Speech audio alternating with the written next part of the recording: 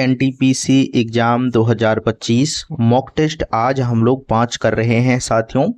5 तारीख से जो एनटीपीसी का एग्जाम होने वाला है उसके लिए मोस्ट एक्सपेक्टेड क्वेश्चंस रहने वाला है।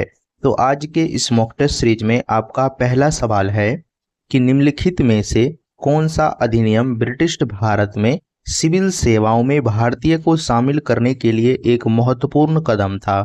साथियों करेक्ट आंसर इसका जो है ऑप्शन सी हो जाएगा। चार्टर अधिनियम 1853 इसका जो है सही आंसर हो जाएगा। तो ऑप्शन सी इसका करेक्ट आंसर हो जाएगा। अगला सवाल है कि भारतीय संविधान की प्रस्तावना में समाजवादी और धर्मनिरपेक्ष शब्द किस संशोधन द्वारा जोड़े गए थे। सही आंसर जो हो जाएगा इसका 42वां संशोधन सही आंसर हो जाएगा।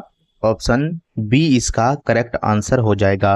अगला सवाल है कि निम्नलिखित में से कौन सा अनुच्छेद भारत के सर्वोच्च न्यायालय को अपने स्वयं के निर्णय या आदेश की समीक्षा करने की शक्ति प्रदान करता है। करेक्ट आंसर हो जाएगा इसका जो है 137 इसका जो है अनुच्छेद हो जाएगा साथियों। ऑप्शन ए इसका करेक्ट आंसर हो जाएगा। साथियों इसका पीडीएफ आपको जो है टेलीग्राम चैनल पर मिल जाएगा और इसका लिंक आपको डिस्क्रिप्शन में दिया गया है। अगला सवाल है कि भारतीय संसद में शून्यकाल का क्या अर्थ है। शून्यकाल का अर्थ है कि जब कोई सदस्य प्रश्न पूछ सकता है जिसके लिए पूर्व सूचना की आवश्यकता नहीं होती है। इसका करेक्ट आंसर हो जाएगा। ऑप्शन बी इसका सही आंसर होगा। अगला सवाल देखिए काफी इंपॉर्टेंट है कि भारत के नियंत्रक और महालेखक परीक्षक को पद से हटाने की प्रक्रिया किससे समान है, किसके समान है। सही आंसर हो जाएगा इसका सर्वोच्च न्यायालय के न्यायाधीश इसका जो है करेक्ट आंसर हो जाएगा। ऑप्शन ए इसका जो है सही आंसर हो जाएगा।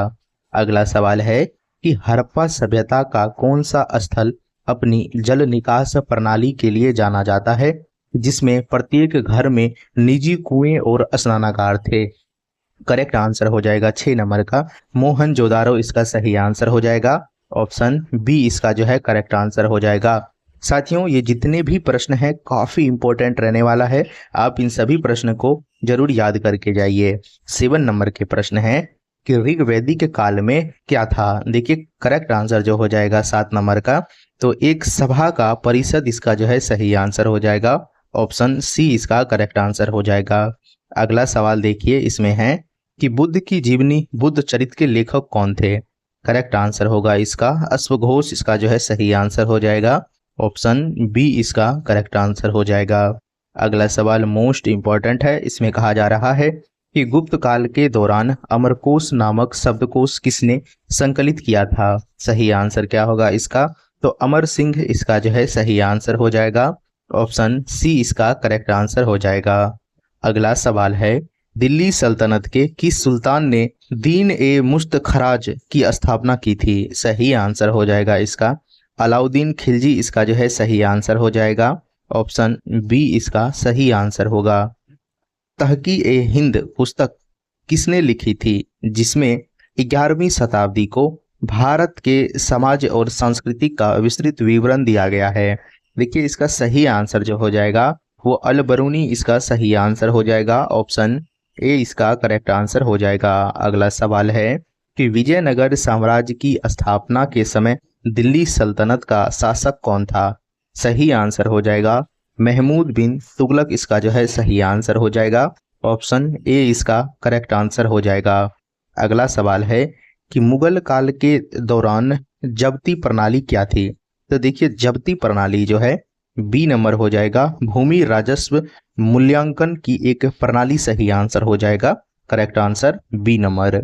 अगला सवाल है कि तुजुक ए बाबरी मूल रूप से किस भाषा में लिखी गई थी। सही आंसर हो जाएगा कि तुर्की इसका जो है करेक्ट आंसर हो जाएगा। ऑप्शन सी इसका सही आंसर हो जाएगा। अगला सवाल है 1857 के विद्रोह के समय भारत का गवर्नर जनरल कौन था। करेक्ट आंसर हो जाएगा इसका कैनिंग इसका जो है सही आंसर हो जाएगा।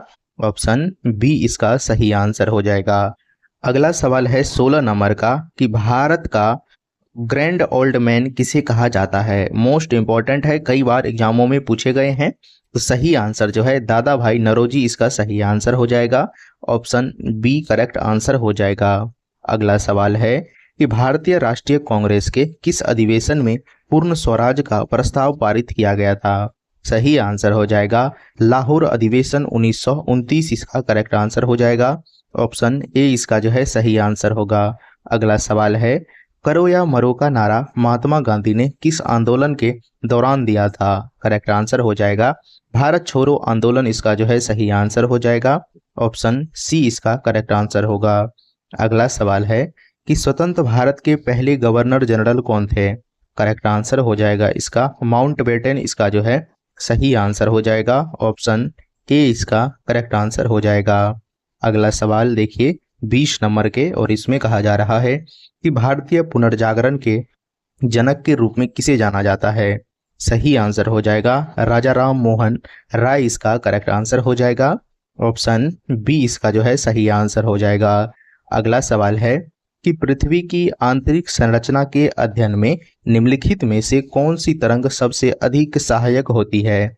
करेक्ट आंसर हो जाएगा इसका पी तरंगे इसका जो है सही आंसर हो जाएगा। ऑप्शन ए इसका करेक्ट आंसर होगा। अगला सवाल है कि महासागरीय गर्त मुख्य रूप से कहाँ पाए जाते हैं? करेक्ट आंसर हो जाएगा इसका साथियों, ये मोस्ट इंपॉर्टेंट सवाल है, तो ऑप्शन जो है इसका सी नंबर हो जाएगा अभिसारी प्लेट सीमाएं इसका जो है सही आंसर होगा। ऑप्शन सी करेक्ट आंसर हो जाएगा। साथियों मोस्ट भी है प्रश्न है, सभी आप जरूर ध्यान रखिएगा।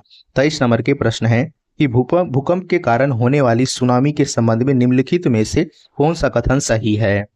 जो देखिए राइट आंसर इसका जो है डी नंबर हो जाएगा साथियों, कि सुनामी आमतौर पर तब उत्पन्न होती है जब समुद्री तल का ऊर्ध्वाधर विस्थापन होता है, यानी ऊपर की ओर उठता है।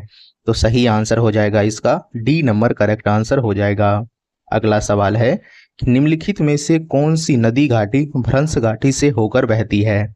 सही आंसर हो जाएगा इसका नर्मदा इसका जो है करेक्ट आंसर हो जाएगा। ऑप्शन सी इसका सही आंसर होगा। अगला सवाल है कि भारत का सबसे ऊंचा पठार कौन सा है? भारत का सबसे ऊंचा पठार जो है लद्दाख पठार इसका करेक्ट आंसर हो जाएगा। ऑप्शन सी इसका जो है सही आंसर हो जाएगा। अगला सवाल है कि भारतीय मृदा के संबंध में निम्नलिखित में से कौन सा कथन असत्य है? सही आंसर हो जाएगा इसका, तो राइट आंसर डी नंबर हो जाएगा कि जलोढ़ मृदा शुष्क क्षेत्रों में पाई जाती है।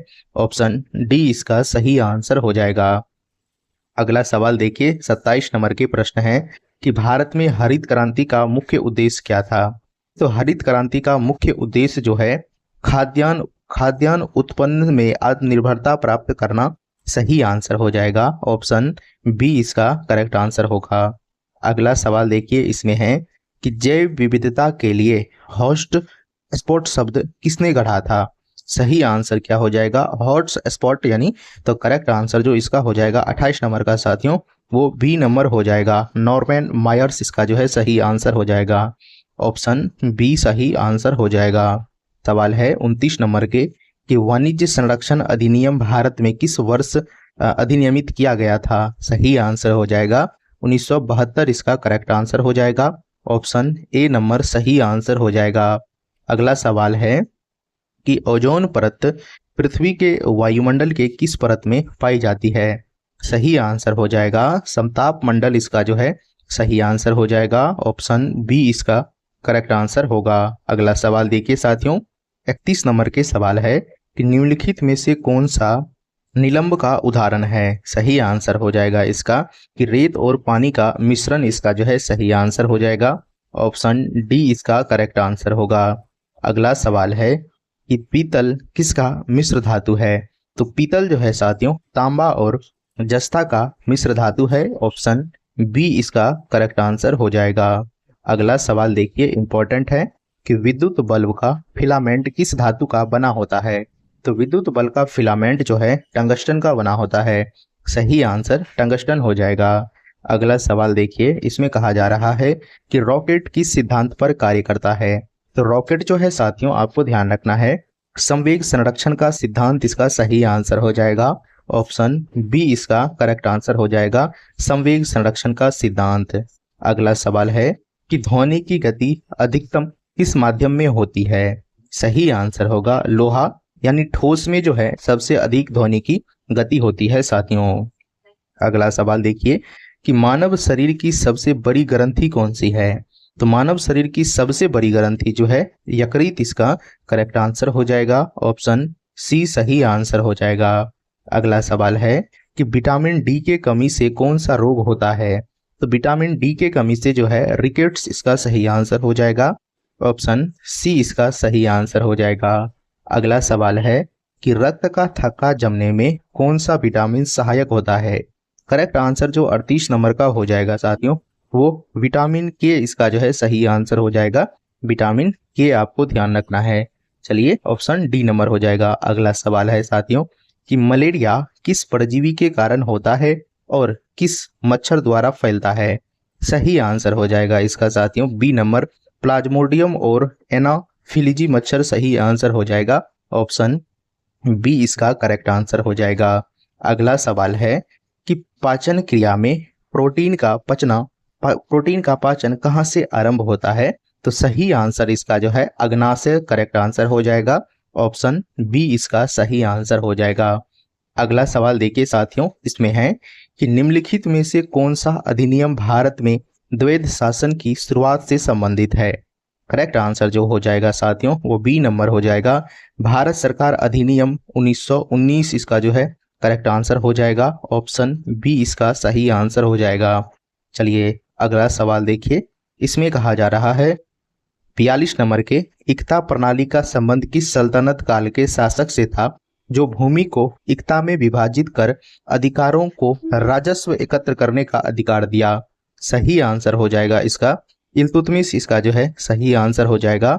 ऑप्शन बी इसका करेक्ट आंसर हो जाएगा। अगला सवाल है और काफी इंपॉर्टेंट है कि भारतीय संविधान का कौन सा अनुच्छेद जीवन और व्यक्तिगत स्वतंत्रता के अधिकार की गारंटी देता है। सही आंसर हो जाएगा इसका अनुच्छेद 21 इसका जो है करेक्ट आंसर हो जाएगा। ऑप्शन सी सही आंसर हो जाएगा। अगला सवाल देखिए, इसमें कहा जा रहा है कि प्रकाश संश्लेषण की प्रक्रिया में प्रकाश ऊर्जा को रासायनिक ऊर्जा में बदलने के लिए कौन सा वर्णक जिम्मेदार है। करेक्ट आंसर हो जाएगा क्लोरोफिल इसका जो है सही आंसर हो जाएगा। ऑप्शन सी सही आंसर होगा। अगला सवाल देखिए 45 नंबर के प्रश्न में कहा जा रहा है कि निम्नलिखित में से कौन सी नदी विषुवत रेखा यानी विषुवत रेखा को 2 बार काटती है। विषुवत रेखा यानी इक्वेटर को 2 बार काटती है। करेक्ट आंसर हो जाएगा कांगो नदी इसका जो है सही आंसर हो जाएगा। तो साथियों ये रहे मोस्ट इंपॉर्टेंट आज का मॉक टेस्ट सीरीज का 45 क्वेश्चंस। ये जितने भी क्वेश्चन हैं वो एनटीपीसी एग्जाम के लिए काफी इंपॉर्टेंट रहने वाला है। आप इन सभी प्रश्न को एक बार और याद कर लीजिएगा। पीडीएफ हम आपको टेलीग्राम पर दे देंगे और इसका आंसर की भी आपको दिया गया है, तो आपको एक बार रिवीजन जरूर कर लीजिएगा। तो आपसे रिक्वेस्ट है साथियों कि इस वीडियो को अपने साथियों को शेयर कर दीजिए और चैनल को सब्सक्राइब कर लीजिए। तो मिलते हैं आपसे अगले वीडियो में। जय हिंद साथियों।